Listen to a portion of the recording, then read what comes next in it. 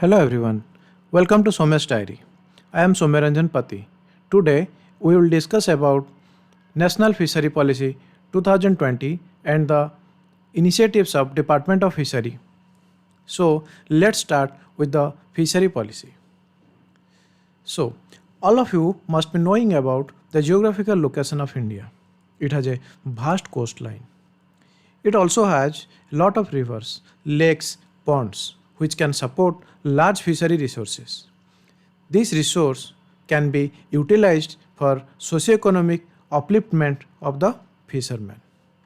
Fish is also a rich source of protein, thus it can provide food security as well as nutritional security. Also, the value added product can be sold in the international market. Thus, it can earn foreign currency. The value addition process will provide employment to a lot of people. However, this benefit is not appropriated optimally due to presence of several constraints. The constraints include inadequate infrastructure like fishing harbor, landing center, cold chain. Similarly, there is absence of skilled manpower that adds to the inadequate scientific practice in the sector. Similarly, there is cash crunch, that is another bottleneck for the adequate development of the sector. So, in addition to the constraints, there is also apprehensions. Apprehensions like improper and unscientific practice may cause spread of disease, improper and scientific aid that may result in inefficient practice that may face stiff competition at the international market. Thus, there is need of a policy that will ensure proper regulation of the sector. Then there is need of integration with the economic sectors like agriculture, coastal area development, ecotourism. We need a policy that will facilitate the goals of blue economy, a policy that will stimulate sustainable fishery while meeting the good regulation standard of international regulatory bodies. Considering this, national fishery policy was proposed with a vision to develop ecologically healthy, economically viable and socially inclusive fishery sector that contribute towards economic prosperity, well-being of fishers and fish farmers, and also provide food and nutritional security to the country in a sustainable and responsible manner. So let's discuss the objective of the policy. So the first objective is promoting a responsible and sustainable fishery. What does this mean?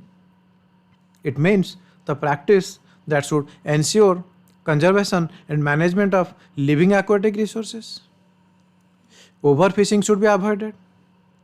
The negative spillover effect on the ecosystem that should be minimized. There should be equity. There are certain international standards, those should be strictly followed.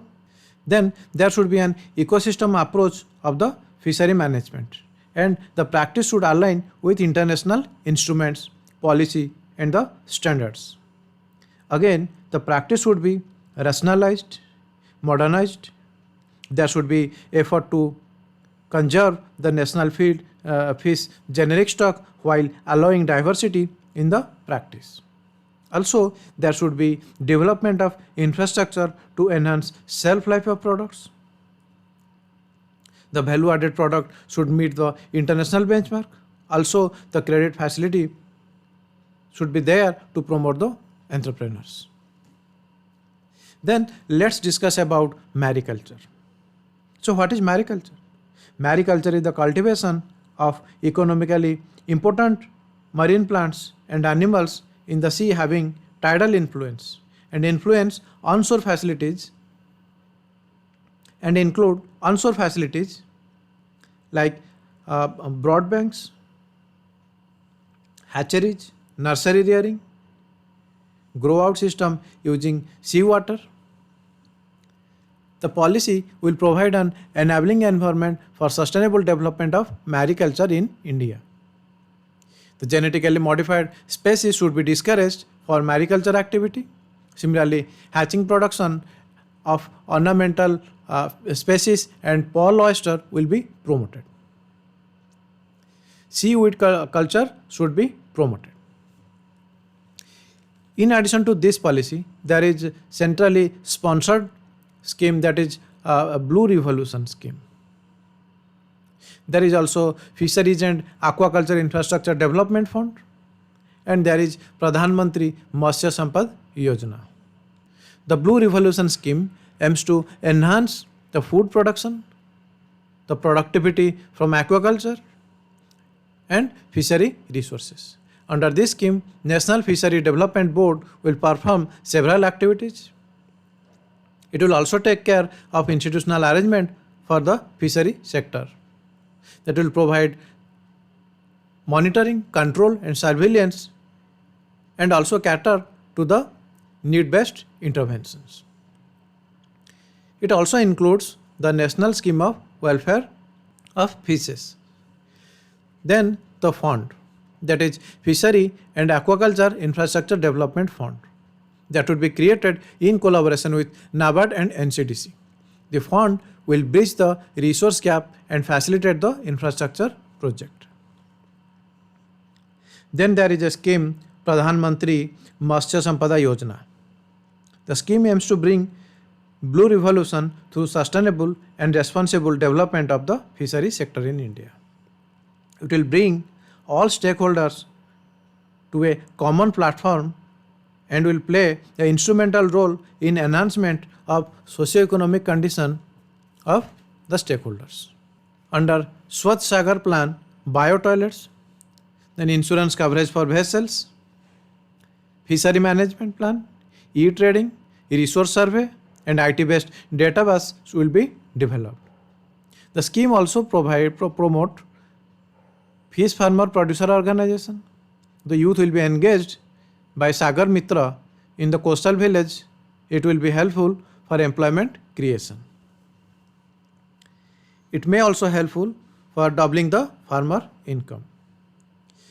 The scheme will also focus on several new activities like traceability certification and accreditation, aquaculture in saline water, genetic improvement program, developing startups, GI tagging, integrated aquapark, integrated coastal fishing village development, aquatic referral laboratory, biofloc, promotion of certification and potential fishing zone device. Hopefully, all these efforts will develop a thriving and sustainable and responsible fishery sector in our country, and that will play an instrumental role in socio-economic upliftment of our citizen. So that's all for today. Meet you tomorrow with another topic. Thank you very much for your precious time.